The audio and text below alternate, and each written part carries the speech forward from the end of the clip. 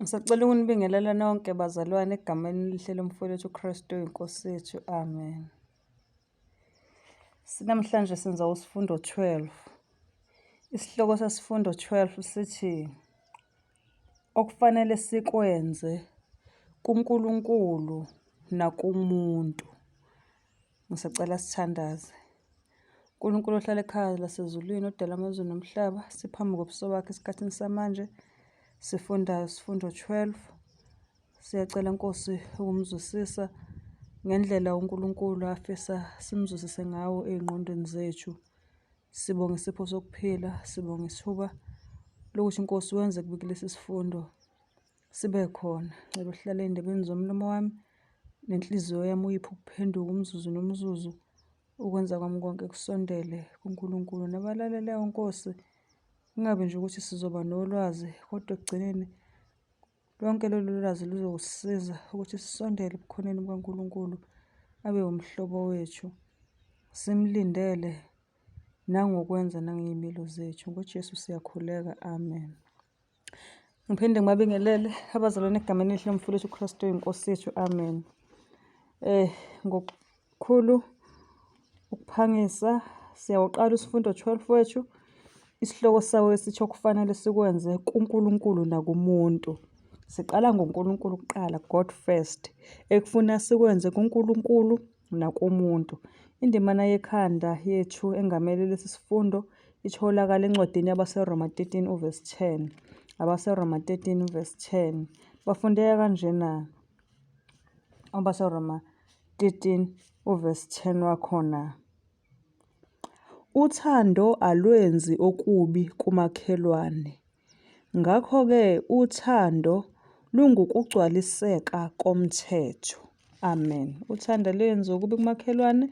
Ngakho-ke uthando lungukugcwaliseka komthetho.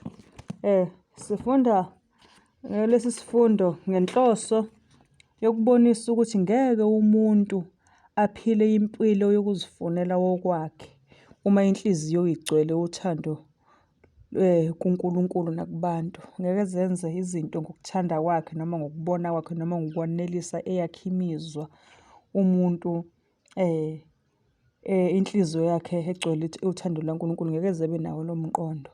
Ngoba uma sifundisisa kabanzi ngoNkulunkulu, ngokufundisisa izwi lakhe nangokuthandaza, siye sifinyelele lapho sizwisisayo khona nokuthi usinika izibusiso eziningi iy'mbusiso asinikeza zona ziningi kakhulu futhi. Umbuzo wokuthi-ke singazivuma kanjani lezo zibusiso na? uNkulunkulu siyathola ukuthi umnikazi wezibusiso, usinikeza iy'busiso ezinkulu. Mhlawumpe singaqhubeki nje kakhulu nokubuza imibuzo ngalesi sifundo. Khona umthetho obusa impilo yomuntu otholakala lapha kuRoma 14 verse 17 sithena umuntu ngeke umuntu aphile impilo yokuzifunela okwakhe uma inhliziyo yakhe igcwele uthando lukaNkulunkulu. Yabo.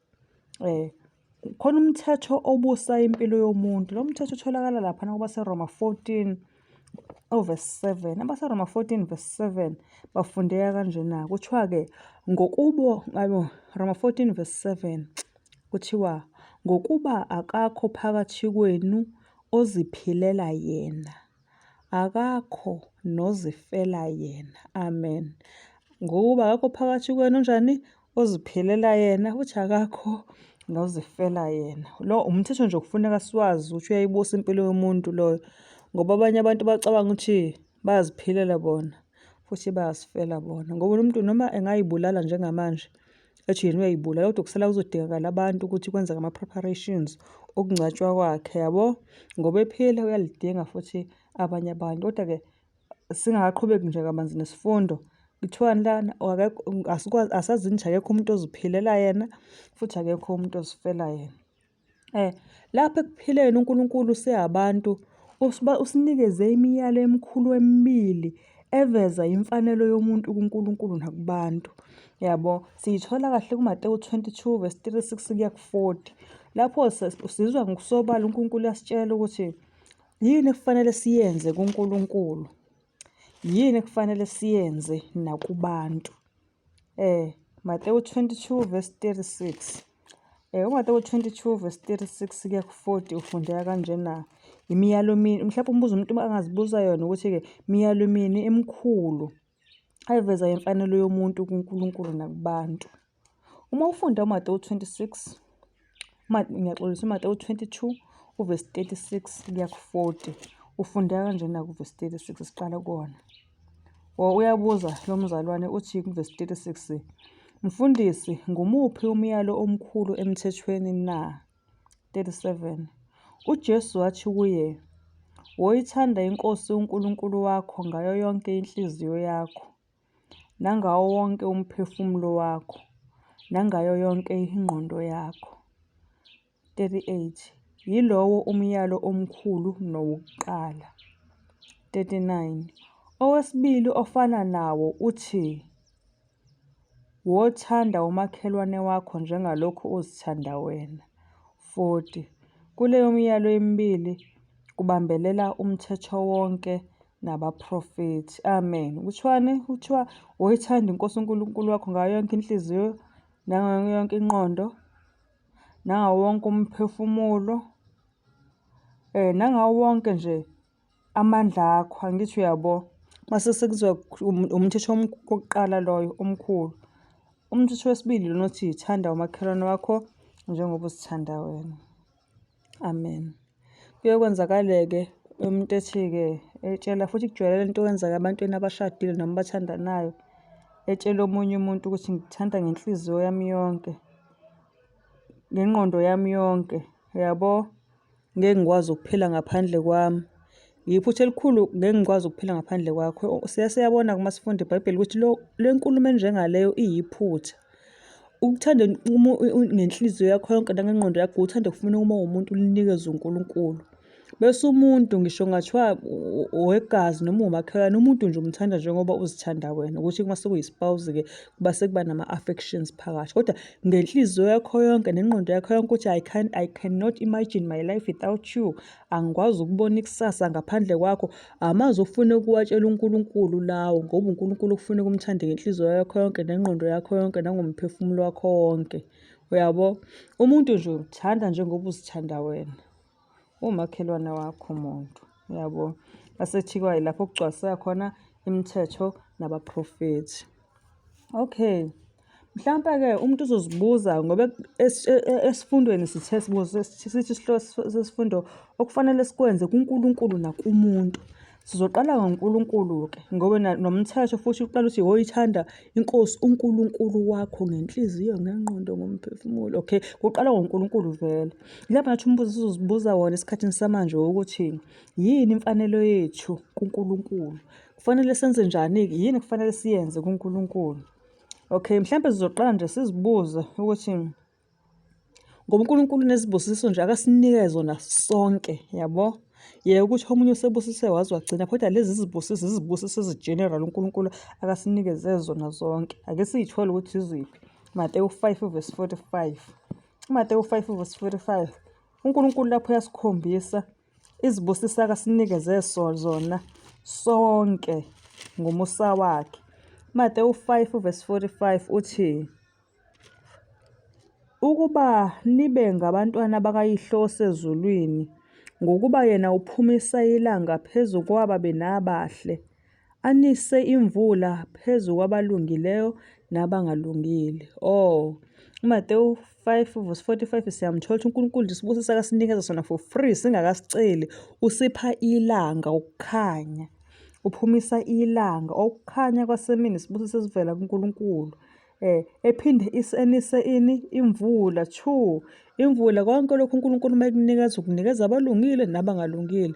Ngokuze uzokuthiwa ilanga njengamanje-ke ongakholwa kumnyama yena linakho. Uthi uNkulunkulu ukuphumisa ilanga lakhe nemvula yakhe inise ekwenzela konke lokhu bonke ababi nabahle. Uma ufunda izenzo 14 verse 17, izenzo 14 verse 17 khona zikushona nakho okungase kwenzeka okuhambisana naleyana kade sifunda khona. Uzenzo 14 verse 17. Uzenzo 14 verse 17 ufundeka kanje.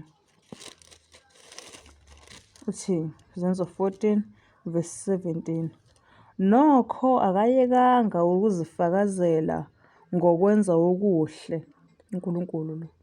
Waninika imvula yasezulwini nezikhathi zenala, egcwalisa izinhliziyo zenu ngokuhle nangokujabula. Okay, uNkulunkulu uyaveza futhi lapho enisa imvula yasezulwini ngezikhathi zenala, egcwalisa nanenhliziyo yethu ngokuhle nangokujabula. Uma ujabule, ukuna kwemvula, imvula iyisibusiso esivela kuNkulunkulu njengakho ukukhanya kwelanga. Mhlawumbe-ke sifundeni enye ivesi, amaHubo 104 verse 14, amaHubo 104 verse 14, sisatholile ukuthi ilanga nemvula kuzibusiso ezivela kuNkulunkulu. AmaHubo 104 verse 14, uma wafunda wona athi, uhlumisela izinkomo utshani nemifino yokusiza umuntu, ukuze aveze ukudla emhlabeni. Amen. Izibusiso ezisobayo lezi uNkulunkulu asipha zona. Kwabafuyile ngeke uzuze kuthiwa umuntu ofuyile usahamba usayotshala utshani bey'nkomo noma utshani bey'mbuzi, uyabona, noma bezimvu, noma kuhlunyiswa uNkulunkulu. Isibusiso sesivela kuNkulunkulu ukuthi uveze ilanga lakhe, kunemvula, kuhluma utshani, ukuze imfuyo yethu idle, ukuze nanomuntu akhe imfino, yabo, ngoba ungatshala uma ingekho imvula, lingekhona nelanga, konke kuyizeleze ngeke kuze kuhlume. So nokumila kokudla umusa kaNkulunkulu ngoba usutshalile yena, alethe ilanga lakhe, alethe imvula yakhe. So ingakho kumaHubo 104 verse 14 ethi uNkulunkulu-ke uhlumisela izinkomo utshani nemifino yokusiza umuntu, ukuze aveze ukudla emhlabeni. uNkulunkulu ukuze aveze ukudla kwani, ukudla kwey'lwane, ukudla kwani, nokudla kwabantu futhi. Ake ngifunde ivesi yokugcina-ke njengamanje, ivesi Izenzo 17 verse 25. Izenzo 17 verse 25. Izenzo 17 verse 25 zifundeka kanje. Izenzo 17 verse 25. Futhi akakhonzwa ngezandla zabantu. Izenzo 17 verse 25, yebo. Zithi futhi akakhonzwa ngezandla zabantu ngokungathi udinga utho. Yena obapha bonke ukuphila nokuphefumula nakho konke. Amen. Ukuphila nokuphefumula kuyisipho esisinikezwa nguNkulunkulu uqobo. Uzobona ngakho ukuphila ngoba kukhokhelwa, kuphila ompofu, kuphila isigwili, kuphila o-afoda nje phakathi nendawo. Kodwa-ke siyabona uNkulunkulu esivezela ukuthi-ke futhi akakhonzwa ngezandla zabantu ngokungathi udinga utho, yabo. Yena uNkulunkulu obapha bonke ukuphila. uNkulunkulu usipha ukuphila, wasipha ukuphefumula nakho konke, yabo.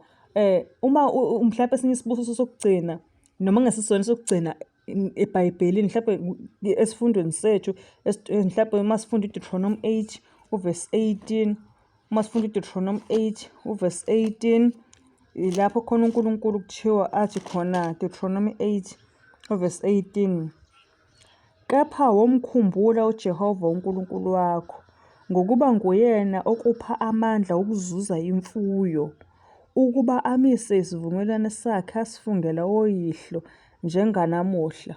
Okay, ufuyile, ulimile, uyavuna. Amandla okwenza lokho wena, amandla okusebenzisa ingqondo uyibone ukuthi ungaba u-businessman, ufuye, ungakwazi ukunakekela umhlambi wakho, ungakwazi ukulima. Kuthiwani? Kepha womkhumbula uJehova uNkulunkulu wakho ngokuba nguyena okupha amandla okuzuza, uyabo. Konke lokho okwenzile ngoba kuthiwa uNkulunkulu waseqeni uyena okupha ukuphefumula nokuphila, namandla wokuthi usukume wenze lento oyifunayo noma ukucabanga avela kuNkulunkulu. Ayisiqapheleni lokhu ukuthi uNkulunkulu ukhuluma kubantu ngezibusiso abaphile zona, futhi uma bengabongi abantu ukhuluma kubo ngokuba azisuse, ukuba baholelele-ke ekuboneni izono zabo bese bebuyela kuye ngenhliziyo yonke, yabo. So ilanga, ayikho umuntu ongagudluza ilanga kodwa uNkulunkulu. Imvula ayikho umuntu ongamisa imvula. uNkulunkulu futhi siyazi ukuthi uma imisa imvula kusho isomiso. Uma kuphela uma kunesomiso kusha indlala, akuyona indlala nje kuphela ebantwini kodwa ngisho nasemfuyweni yethu. So isomiso ngokona kwethu nangokwenzi kahle kwethu kungenzeka sisehlele. So base sibona ukuthi hayibo bese sibuyela kuyena ngoba lezi zibusiso zivela kuNkulunkulu. Mhlawumbe umuntu kukhona umbuzo akazozibuza wona owokuthi uvunywa kanjani uNkulunkulu ngumuntu ukuthi nguyena ongumthombo wazo zonke izibusiso zakhe na? Umuntu usuyabona ukuphila kuvela kuNkulunkulu, ukuphefumula, utshani, imfuyo, amandla, imvula, ilanga kuvela kuNkulunkulu. Thina singenza kanjani ukuthi sivume ukuthi impela uNkulunkulu nguyena umthombo wazo zonke lezi zibusiso esizibonayo? Uma ufunda uGenesis 28, Genesis 28 verse 20 kuya ku-22 ufundeka kanje. UGenesis 28 verse 20 kuya ku-verse 22 uthi uJakobe wenza isithembiso wathi, uma uNkulunkulu eyakuba nami angilondoloze kule ndlela engihamba ngayo, angiphe isinkwa sokudla nezingubo zokwembatha, ukuze ngibuyele endlini kababa ngokuthula, khona uJehova uyakuba nguNkulunkulu wami. Amen. Verse 22 lokuphinda lonothi kina leli tshe engilimise libe yinsika liyakuba yindlu kaNkulunkulu, nakukho konke angipha khona ngiyakumnika okweshumi. Uyazwakala lo mzalwane ukuthi ekugcineni indlela yena akazovuma ngayo uNkulunkulu uthini, ngiyakumnika okweshumi. Okay, ake sizokuthi mhlawumbe ukhona yini okhuluma okwehlukile.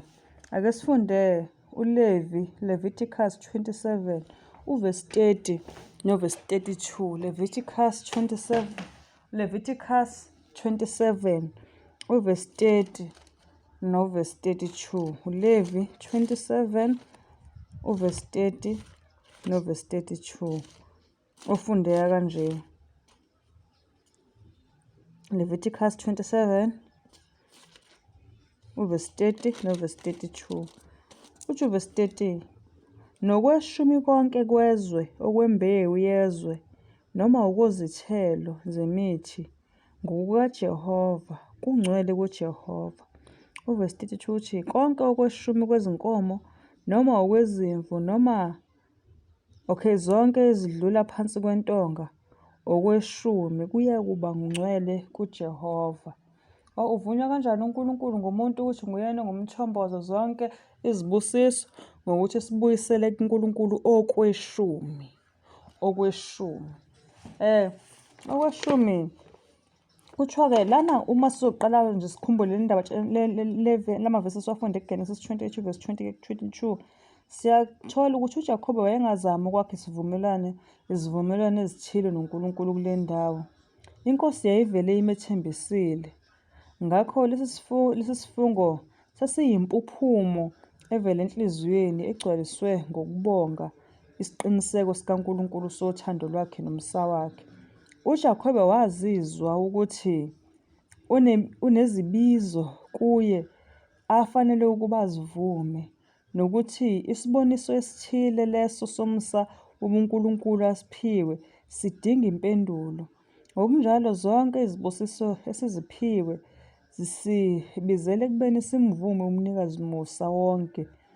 Siyakuthini thina esithokoza ekukhanyeni okuphelele nasemagunyeni evangeli ukuba saneliswe ukuba sinikele kancane kunalokho ababephila esikhathini sakuqala, lapho khona izibusiso zazingeningi njengalesi sikhathi.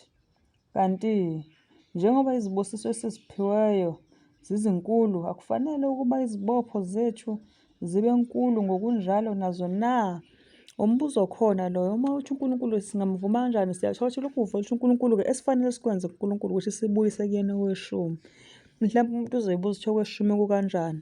Okweshumi mhlawumbe okweshumi u-10% wenzuzo oyizuzile.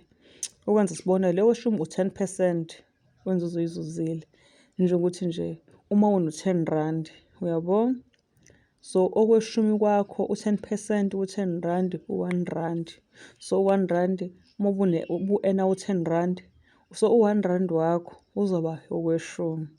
Uyabo? Bese usala no-9 rand.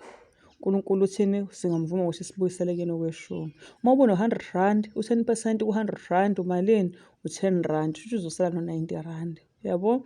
Uma ubuno-1000 rand, u-10% ku-1000 rand ubani? U-100 rand. Shuthi uzosala no-900 rand. Uma uno-10,000 rand, angithi yabo, u-10% wakho ku-10,000 rand umalini? U-1000. Bese usala no-9000. Yabo? Kukanjalo nje. Uyabo? So mhlawumbe uma ngiphinde ngiqala, uma uno-10 rand 50, u-10% wakho u-10 rand 50 u-1 rand 50. Angithi uyabo? So okweshumi u-10% kule mali oyitholile. Uma uno-150, u-10% wakho u-150 shuthi u-15 rand. Uyabo? Uma uno-1500 uzokhipha futhi u-10% wakho lapho kulo 1500 150 usale nemali osala nayo. So kule mali oyitholile noma kule nzuzo oyitholile ngisho ney'lwane-ke kuhamba kanjalo kuleli nani olitholile ubusuthatha u-10% ubuyisele eceleni bese lowo 10% kuba ngokaJehova uba okweshumi kwakhe. Okay.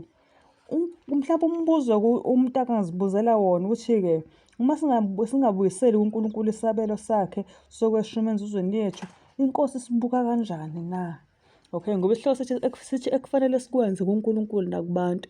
Ngivele ngithi mina uNkulunkulu ngeke ngize ngibuyisele leyo nzuzo, ngeke ngize ngibuyise okweshumi. Ngabe uNkulunkulu esezulwini umbuka kanjani-ke umuntu owenze njalo? Okuhlelayo ukuthi yena ngeke eze akubuyise okweshumi. So siyayithola impendulo laphana encwadini yaMalaki, Malaki 3 uverse 8 noverse 9. uNkulunkulu ukubuka kanjani uma ungakubuyisa okweshumi? Uthi uverse 8, umuntu angaphanga uNkulunkulu na? Nokho niyangiphanga. Bese nithi sikuphange kanjani na? Ngokweshumi nangeminikelo. Uverse 9, niqalekisiwe ngesiqalekiso nokho niyangiphanga sizwe sonke. Amen. uNkulunkulu le ndaba nje uyibuka kanjalo. Umuntu ongakubuyisa okweshumi uthi uNkulunkulu lowo muntu umphangi. Uyabo? Uma ethi uNkulunkulu niyangiphanga, khona umehluko phakathi kwesigebengu esiyisela nesigebengu esikuphangayo. Uyabo? Khona umehluko phakathi kokuntshontsha nokuphanga. Ukuntshontsha ukwenza into esithe ungabonwa. Uyabo? Uma ethi umuntu yabo? Kodwa umuntu ophangayo uthi ukhona efike kukhombe ngesibhamu noma ngoma esefune into yakho ngodli ukhona eyithatha ubukile lowo muntu umphangi. So singakhohlwa sithena uNkulunkulu phakathi sifunde sithola ukuthi uNkulunkulu akawuzeli akalala akaguli uhlale ebuka njalo lapha emhlabeni izinto ezenzeka khona. So khathi sithatha inzuzo inzuzo yethu uma singakubuyiseli okweshumi kwakhe kusho uNkulunkulu siyamphanga nathi. Senza njalo sithatha izinto zakhe phambi kwakhe. Uyabo? Ngoba vele uNkulunkulu uyasibona akozeli akalali. So uthi uNkulunkulu umuntu angaphanga uNkulunkulu. Nokho niyangiphanga. Bese nithi sikuphange kanjani? Simphanga kanjani uNkulunkulu? Ngokweshumi nangeminikelo. Okay, uma sesimphangile uNkulunkulu kuba sekutholakala ini? Uverse 9 uthi-ke niqalekisiwe nesiqalekiso nokho niyangiphanga sizwe sonke. Uma siphanga uNkulunkulu-ke sibe sesizitholela kanjalo isiqalekiso. Yabo? Ngokusizwa uNkulunkulu nje khona isihloko esizosifunda ngelinye ilanga sikhuluma ngey'busiso ney'qalekiso. Ngoba khona uthola ukuthi omunye umuntu kuthiwa unamabhadi noma unebusisekeli noma uqalekisekeli. IBhayibheli mali sifundisa lizosifundisa ukuthi nje izibusiso uNkulunkulu uyilethile, nansi imvula iyana, nanti ilanga liyakhanya, nakho ukuphila, nakho ukuphefumula, nampu utshani buyahluma buhlumela imfuyo yethu. Nansi imfuno ifuyela ukuthi siyidle izibusiso lezi ezitholakala for free. Kodwa iziqalekiso azihambi ngokuthi ethi umuntu zitholakala nazo ngokudlova uNkulunkulu noma ngokudelela ukukhuluma noma ukuyala kukaNkulunkulu. Uma sidelela imiyalo kaNkulunkulu, uNkulunkulu uyakhuluma thina silaleli sibe sesiyitholela ukuqalekiseka. Ngoba uNkulunkulu asikhipheni asibuyiseni okweshumi. Thina okweshumi uma singakubuyiseli sizitholela iziqalekiso. Futhi uNkulunkulu uthi ufuna ukulalelwa. Uma simlalela kanjalo sizitholela futhi-ke izibusiso. Kodwa siyeza sihloko esimnandi ngokusizwa uNkulunkulu siyosenza leso sifundo sikhuluma ngezibusiso ney'qalekiso ukuthi hayibo izibusiso zitholakala kanjani ney'qalekiso zitholakala kanjani. Nangumuntu umenzela into yobugebengu bese ethena inkosi ikubusise, ngabe ubusiseka ngempela? Nangu umuntu evele ekuqalekise ngoba uyakuzonda, ngabe uqalekiseka ngempela? Cha, njengamanje siyatholela ukuthi khona iy'busiso ezi-free uNkulunkulu asinikeze zona. Sizoyihamba kodwa ngeyena ngasifunde kabanzi ngazo. Mase bakhona iy'qalekiso siy'tholela zona nje njengokuthi nje siphanga uNkulunkulu asibuyisele okwakhe kweshumi. Yabona-ke uma kuthiwa yini imfanelo yethu kuNkulunkulu na? Imfanelo yethu uNkulunkulu ukuthi sibuyisele okwakhe okweshumi. Yebo, amen. Mhlawumbe umbuzo-ke ngoba isihloko sethu kufanele sikwenze kuNkulunkulu nakubantu, yini-ke imfanelo yethu ekufuneka siyenze kumuntu na? Ake siqale sikhumbuzane ukuthi yimuphi umyalo omkhulu wesibili na? Yimuphi umyalo omkhulu wesibili na? Cela sibuyele kuye futhi uMateyu 22. uMateyu 22 sifunde njengamanje uvesi 39. uMateyu 22 vesi 39 ufunde kanjena-ke. Angithi wayekade ebuza ethi mfundisi ngumuphi umyalo omkhulu emthethweni? Wawusho owokuqala ukuthi uyithanda inkosi uNkulunkulu wakho ngayo yonke inhliziyo nangawo wonke umphefumulo nangayo yonke ingqondo yakho. Okay, njengamanje ukuthi yimuphi umyalo omkhulu wesibili? Umyalo wesibili olandela lo wokuqala lona uthi owesibili vesi 39. Owesibili ofana nawo uthi wothanda umakhelwane wakho njengalokhu uzithanda wena. Umyalo wesibili osiqalisa uqale wathanda uNkulunkulu kuqala wase usuthanda umakhelwane. Bekufuna yazi nje iwusizo ngoba lo mbuzo uphendula zindamane eziwu-2. Uma uthando luqala ngokuthi umuntu ethanda uNkulunkulu, siyabona sizwe ukuthi akuphephile ukuthi uy'tshele ukuthi uyathandwa umuntu ongazani noNkulunkulu, ngoba umuntu uqala ethanda uNkulunkulu bese uNkulunkulu uqale ngomyalo wokuqala uthanda uNkulunkulu bese uNkulunkulu ekufundisa ukuthanda umakhelwane wakho, yabo. Ngoba it is very impossible ukuthi ungathanda omunye umuntu noma iy'ngane zakho noma umndeni wakho uhluleke ukuthanda uNkulunkulu, ngoba kuthiwa qala uthanda uNkulunkulu kuqala. Yabo, umyalo wesibili ofana nawo othi wothanda umakhelwane wakho njengoba uzithandana, ngoba singathanda nje siyabantu ekuphileni kukhona umuntu ongamthandi noma ongamphiwe noma wakonayo ongaxoleleki.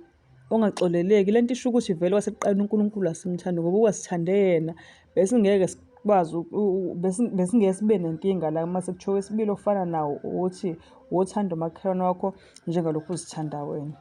Uma ufunda abaseRoma 13 uvesi 9 novesi 10, abaseRoma 13 uvesi 9 novesi 10 bafundeka kanjena.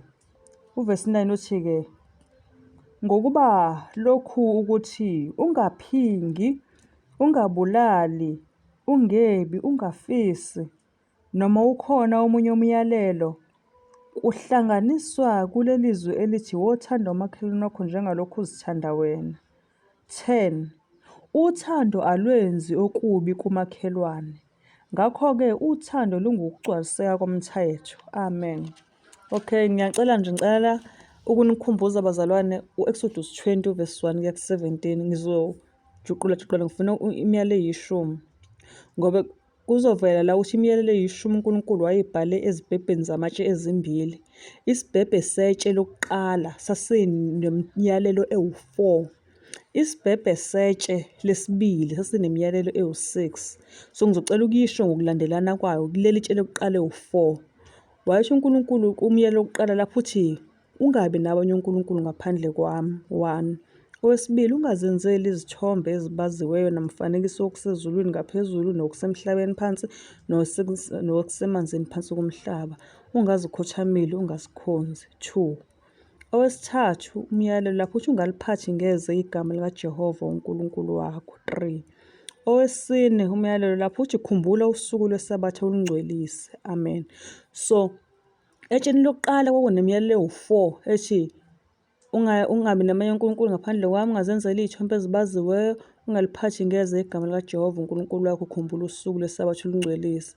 Bese kuthi itshe lesibili lalinemiyalelo ewu-6 yayiqala kanje. Nokuqala kuleli tshe lesibili lona uthi yazise uyihlo nonyoko khona uyakuhlela kahle isikhathi eside futhi emhlabeni. Umthetho wokuqala lo, umyalelo wesi-6 umthetho wokuqala etsheni lesibili. Owesi-7 ungabulali. 8 ungaphingi. 9 ungebi. Ungafakazi amanga ngomakhelwane wakho. Angibalanga kahle. Etsheni lesibili umthetho ka-5 okulona ongowokuqala yilona othi yazisa uyihlo nonyoko. Owesi-6 yilona othi ungabulali. Owesi-7 ungaphingi. Owesi-8 ungebi. Owesi-9 ungafakazi amanga. Owesi-10 ungafisi. So uma uyibuka kahle le miyalelo yokuqala esetsheni lokuqala ukuthi ungabi nabanye uNkulunkulu ngaphandle kwami, ungazenzeli izithombe ezibaziweyo, ungaliphathi ngeze igama laJehova uNkulunkulu wakho mase kuthiwa khumbula ukwenza usuku leSabatha ulingcwelise. So umyalo wokuqala, itshe lokuqala lelo likhuluma ngobudlelwane bomuntu noNkulunkulu, uyabo?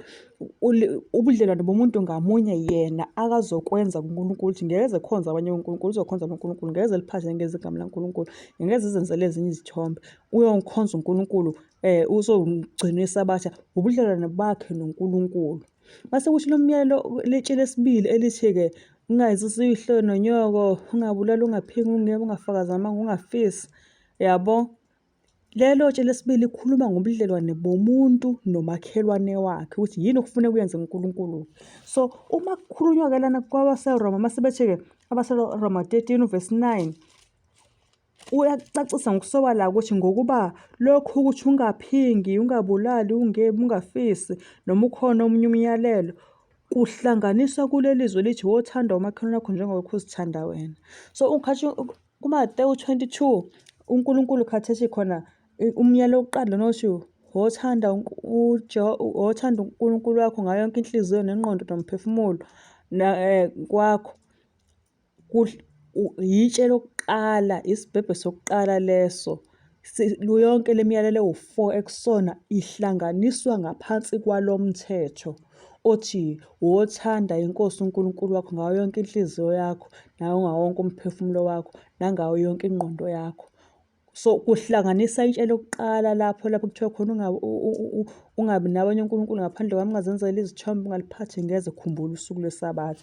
Bese kuthi lapho kuthiwa khona yazisa uyihlo nonyoko, ungabulali, ungaphingi, ungebi, ungafakazi amanga, ungafisi. Mase sithiwa-ke lokho kuhlanganiswe kuleli zwi-ke elithi-ke wothanda umakhelwane wakho njengoba uzithanda wena, litholakala kuRoma 13 verse 9. Uverse 10 mase sithi uthando lwenze okubi kumakhelwane. Ngakho-ke uthando lungukugcwaliseka komthetho. Okay, asiqapheleni la ukuthi uma uNkulunkulu esendaweni efaneleyo yakhe esesihlalweni sobukhosi senhliziyo, umakhelwane wethu uyakunikezwa indawo efaneleyo. Siyakumthanda njengalokho sizithanda thina. Kuphela uma uNkulunkulu simthanda kakhulu siyokwazi ukuba sithande umakhelwane wethu ngokungakhethi. Amen. Sinenkinga nokuthanda umakhelwane. Yabona nje emhlabeni kuyazanywa Nkosi yami ukuthi okay, uma ubulele hamba ejele, uma uphingile uthathe indoda yomuntu ubukwa kabi, uma webile hamba ejele, uma unamanga, hayibo. Kanti sekufuneka sazi ukuthi umuntu uma yenza zonke lezi zinto kulimale ukuthi akawugcinanga umthetho wokuqala ukuthi uthanda uNkulunkulu, inkosi uNkulunkulu wakho ngayo yonke inhliziyo nengqondo yakho nomphefumulo wakho. Ukubuke wathemba kuleli hlelo lokuqala bekuzozenzakalela khona ukuthi athembeke kuleli lesibili, yabo? Sibopha abantu kanti vele seqenda banabo ubudlelwane noNkulunkulu. Ukubulele, uphingile, webile. Futhi kahle ukuphinga kusho ukuthi osisi kuphela abazothatha amadoda abantu basekuthiwa baphingile. Nawo la madoda ayaphinga ngokuthi iwona vele ashelayo ahamba efuna izanciza, yabo? Le ndoda eshadile ihamba iyoshela nje ngoba vele nalo ihlule itshe lokuqala, iweqile umthetho kaNkulunkulu wokuqala, imzwanga uNkulunkulu ekhuluma ekuqaleni mase ecabanga ukuthi izothanda lo muntu kanti naye izomdestroya ngoba vele ukuthanda ayikufundiswanga umuntu ngoba ayikufundanga kuJesu, uyabo? So esithola ukuthi siyamthanda njengalokho sizithanda thina umakhelwane wethu uma sikwazile samukele kahle ukuthi sithande uNkulunkulu wethu ngayo zonke inhliziyo zethu. Kuphela uma uNkulunkulu simthanda kakhulu siyokwazi ukuba sithande umakhelwane ngokungakhethi ukuthi ngizothi hayi abakaDlamini ngibathanda kangcono ngoba ngizalwa nabo. Angithi uyabo abakasibanibani uyabo. Noma ngiyabathanda kakhulu abantu baseshowe noma basempangeni. Mase kwenye i-province, hhayi cha, umakhelwane nje kuthiwa siyothanda ngokungakhethi uma sithanda ngendlela uNkulunkulu akasho ngayo. Siqale sathanda yena kuqala, ngeke sibe nayo imbandela ukuthi lolu thando ngiligcinele noma ngililondolozele bani. No, akuzukuhamba kanjalo. Mhlawumpe umuntu-ke kuzofuneka ezibuze umbuzo ukuthi mthetho muni omkhulu okufanele ubuse ubudlelwane bethu nabanye. Umthetho muni omkhulu okufuneka ubuse ubudlelwane bethu nabanye. Uma ufuna uRoma 13 verse 8 uthi-ke, ningabi nacala lani nakubani, kuphelele ukuthandana, ngokuba othanda omunye ukugcwalisile umthetho. Amen. uNkulunkulu indaba yokuthandana, yazi usathane uyenze le nto yayinkinga. Akusathandwana njengamanje umuntu, akusathandwana ngoba akusabingelwa. Le ndaba ukuthi umuntu awumbingeleli uhlangana naye kusho ukuthi vele awumthandi. Nihlala endaweni eyodwa kodwa nibingelelani, yabo. Uthi uNkulunkulu singabi nacala kodwa othanda omunye ukugcwalisile umthetho, yabo. Uma umuntu umu-owisha, yazi ukuthi nje ngimu-owisha ukuthi ngimkweleta ukumthanda kodwa hhayi ngoba nakhu ngimdelelile, yabo. So usathane wenzile ukuthi-ke singathandani, yabo. Ngoba ngikule ndawo nje bekufuneka ngabe abantu bale ndawo ngiyabathanda, ngiyababingelela. Angikwenzi ngamandla ami, ngikwenza ngamandla avela kuNkulunkulu. Asiyiceleni amandla okwenza lezi zinto lezi. Siwacele amandla okuthanda yena uNkulunkulu. Siwacele nanamandla okuthanda omakhelwane bethu, ngoma sizozenzela thina ngamandla ethu zizokhathala, yabo. Siwacele uNkulunkulu. Uma futhi ufunda abaseGalathiya 6 uvesi 2 novesi 9 novesi 10. AbaseGalathiya 6 khona ivesi engiyifunayo lapho. Galathiya 6 verse 2 funda kanjani uvesi 2 uthi-ke, thwalisanani imithwalo yenu nigcwalise kanjalo umthetho kaKristu. Thwalisanani imithwalo yenu nigcwalise kanjalo uthando lukaKristu. Bese uvesi 9 wakhona ufundeke kanje uthi, kepha masingakhathali ekwenzeni okuhle ngokuba siyakuvuna ngesikhathi esifaneleyo uma singadangali. Uvesi 10 uthi-ke, ngakho-ke njengokuba sinethuba asenze okuhle kubo bonke, kepha ikakhulu kwabendlu yokukholwa. uNkulunkulu mayithi amen. uNkulunkulu mayithi thwalisanani imithwalo isho ukuthi awuzukwazi ukubuka umakhelwane wakho egqilazekile, ngisho ngathiwa physically-ke noma spiritual noma emotional. Yazi ukuthi ukuthandazisa umuntu umbone ebhekene nenkinga kuwukumthwalisa umthwalo lokho. Nokumbona futhi ephethe kabi ungamthwalisa lowo mthwalo. So uNkulunkulu uqonda ukuthi asingayekelelani sinabantu. Siyaba-owisha, siyamu-owisha uNkulunkulu, simu-owishe ishumi, simu-owishe ukumthanda ngenhliziyo, ngomphefumulo nangengqondo yethu yonke, ngoba ngabe simthandile ukuba uma kube besimthandile besizokwazi ukumlalela yena. So bengekuze kube yiyona-ke i-issue nanokuthi silalele omakhelwane bethu. Yindaba ngoba umsebenzi kaKristu awuyiwenziwa ngendlela yokuzifunela lokho umuntu akuthandayo. Umsebenzi wakhe ngowabacindezelwe nabampofu, umsebenzi kaJesu. Ezinhliziyweni zalabo abangabalandeli bakhe kukhona indingeko yesisa esikhulu sikaKristu nothando olujulileyo kulaba abazisa ngokuva aze anikele ngokuphila kwakhe ukuze basindiswe. Yayibona le ndaba mzalwane ekhaya, siyambonga uJesu. Okay, mhlampe umbuzo umuntu angaba nawo nokuthi kungabonakaliswa kanjani ekuphileni kwansuku zonke ukuphilwa komthetho na? Kungabonakaliswa kanjani ekuphileni kwansuku zonke ukuphilwa komthetho na? Uma sifunda uMateyu 10 verse 8, uMateyu 10 verse 8 ufundeka kanjena. Uthi, phulukisani abagulayo, nivuse abafileyo, nihlambulule abanochoko, nikhiphe amadimoni, namukeliswe ngesihle, yiphani ngesihle. uNkulunkulu usho njalo uthi phulukisani abagulayo. Uyabo, bayagula abantu. Unayo indlela yokumsindisa, msindise. Umuntu engagula emphefumulweni, engagula emoyeni, engagula nasengqondweni. Njengamanje umhlaba esiphila kuwona usathane wenza yonke into ukushaya ingqondo. Abanye abantu bazalwe bengakhubazekile, behlakaniphile, benemiqondo ebamba, kodwa njengamanje kuhambe bekhubazeka ngomqondo, behlanye noma bebe-slow ngenxa yezinto abazidlayo. Badla ama-drugs, badla utshwala, bayabhema. Le nto isho ukuthini? Yonke lento abayidlayo yesintunu ekugcineni izofika ishaya ingqondo zabo. Kuhambe laba bantu bedinga ukuphulukiswa. Uyabo? Konke uNkulunkulu uthi niphiwe ngesihle. La mandla lana uthi uNkulunkulu nathi usiphile ngesihle. Lokhu kuphila usiphile ngesihle asikuthenganga ngokuphila. Usithini? Usithi nathi asize njani? Asiyiphani ngesihle. Amen. Uma ufunda abaseKorinte bokuqala 9 uvesi 6 kuya kuvesi 8, abaseKorinte bokuqala 9 uvesi 6 kuya kuvesi 8, khona uNkulunkulu akushoyo laphana kuvesi 6 kuya kuvesi 8. Uthi kusisi abaseKorinte bokuqala vesi 6, kanti yimi kuphela noBhanaba esingenalungelo lokuyeka ukusebenza na? Okay, uvesi 7 uthi-ke, ngubani oke aye empini ngezakhe izindleko na? Ngubani otshala isivini angazidli izithelo zaso na? Ngubani owalusa umhlambi angadli ubisi lomhambi na? Okay, sizogcina kuvesi bani? Kuvesi 8. Uthi-ke, lokho ngikusho ngokwabantu nje na? Nomthetho kambe kawusho khona lokho na? Angithi yezwakala le vesi. Ngicela sifunde izenzo 20 uvesi 35. Izenzo 20 vesi 35 ngidinga kakhulu laphana ngasekugcineni. Izenzo 20 uvesi 35. Kodwa-ke ngiyifunde izenzo 20 uvesi 35. Futhi uvesi 35.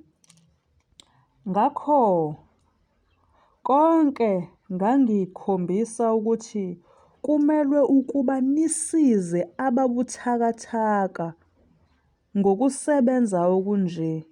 Nikhumbule futhi amazwi eNkosi uJesu ukuba yena wathi kubusisekile ukupha kunokwamukela. Amen. Nisize ababuthakathaka. uNkulunkulu utheni? uJesu wathini? Wathi kubusisekile ukupha kunokwamukela. Ungamupha umuntu ukudla, ungamupha umuntu imali, ungamupha umuntu izembatho, ungamupha umuntu indawo yokuhlala, ungamupha umuntu umbono. USathane wenze ukuthi njengamanje kube yisikhathi la umuntu khona azoyihlalela phansi ecofela ifoni noma eyedwa, ngekeze bahambe noma khona uyoyihlala phansi athi mina ngikhuluma Nkosi yami angizuli, ngiyena umuntu ngiyihlayela ekhaya hleli ucofa ifoni. Abantu bayabhubha bafuna imbono, umuntu eyilengise kade ukhuluma naye njengamanje vele eyibulale. Ngoba bazi vele noma engangibingelela ngekeze uthole umbono mina ngikhuluma. Abantu bafuna noma imbono. Uyabo? Nisize ababuthakathaka. Uthi kubusisekile ukupha kunokwamukela. Ungamupha umuntu umbono, ungamupha umuntu ungampha nanomuntu amandla akho. Uphethe kabi uyambona uyagula, uyabo? Kodwa ungakwazi noma ungenayo imoto yokuthi umthwale. Uyabo? Ungakwazi ukumphathela iy'mpahla ezimphetheyo. Uyapha. Kuthiwa wamukeliswe ngesihle. Nawe yipha ngesihle. Siyakhumbula ukuthi sithe sifunda kwatholakala ukuthi amandla lana avela kuNkulunkulu. Uyabo? So kubusisekile ukupha kunokwamukela. Ungamupha umuntu umbono, ungamupha ngamandla akho, ungamupha into ephathekayo. Lokhu uNkulunkulu akazokubonisa khona ukuthi kuyisidingo sakhe ngalesi sikhathi samanje. Uyabo? Simcele uNkulunkulu. Khona uma siqaphela la ukuthi ungiyena khambi lezinsizi zesono ngoKristu. Ivangeli lomusa wakhe ilona elingelapha ububi lobo osebuqalekise isizwe namuhla. Ukuphathwa kwabi kwabampofu ngabacebileyo, ukuzondwa kwabecebileyo ngabampofu, konke lokhu yimpande. Impande yakho ngumina uself. Le mpande ingasishulwa ngokuzinikela kuKristu kuphela. Nguyena kuphela onikeza inhliziyo entsha enothando esikhundleni senhliziyo yesono. Amen. Ake sifundeni ivesi lokugcina. Mhlawumbe elingaphendula umbuzo ukuthi-ke msebenzi muni omkhulu awubeka phezu kwalabo abakholwa nguye na? Uma ufunda uMateyu 28 uvesi 18 kuya ku-20, uNkulunkulu uJesu khona umsebenzi akawunikeze abantu abathi amakholwa, bakholwa nguye. Wabashiya nomsebenzi uNkulunkulu laphana kuMateyu 28 uvesi 18 kuya ku-20. Ufunda kanjena kuMateyu 28 uvesi 18 kuya ku-20. Uthi uJesu wasondela wakhuluma wathi kubo, ngiphiwe amandla onke ezulwini nasemhlabeni. 19. Ngalokho hambani nenze izizwe zonke abafundi, nibabhaphathise egameni likaYise neleNdodana nelikaMoya oNgcwele. 20. nibafundise ukugcina konke enginiyale ngakho. Bhekani mina nginani izinsuku zonke kuze kube sekupheleni kwezwe. Amen. Uyazi uma uqaphela la, iNkosi imise ukuba zonke izinto zokusebenza esinikezwe zona zisetshenziswe ukwakha umbuso wakhe. Izinto zonke zinikezwe izinceku zakhe ukuba zisetshenziswe zikwazi ukubuyisa ingcebo kuye ewukuzuza imiphefumulo, izuzele ukuphila okuphakade. Uyabo, futhi nayo imiphefumulo iphenduke izinceku zeqiniso ukuba isebenze ngokuzwana nangenhlangano enkulu ezintweni ezithandwa ngumbuso kaNkulunkulu. Amen. Ekufanele sikwenze kuNkulunkulu nakubantu bekuwusifundo 12 wethu wanamhlanje. Indima yekhanda bekuyilena ibitholakala kuRoma 10 uRoma 13 uverse 10. Kodwa-ke kuvelile ukuthi macala amane, okay, imfanelo yethu kuNkulunkulu sikuvelile uNkulunkulu usenzele okuningi. Wasipha ukuphila, wasipha ukuphefumula, wasinisela imvula, wasilethela ilanga, wasinika amandla okuba senze sizuze konke besifisa ukuzuza, wahlumisa utshani ukuthi imfuyo yethu idle. Kuningi sikufundela, sihlumisela imfino. Simbonga kanjani na? Sibuyisa okweshumi.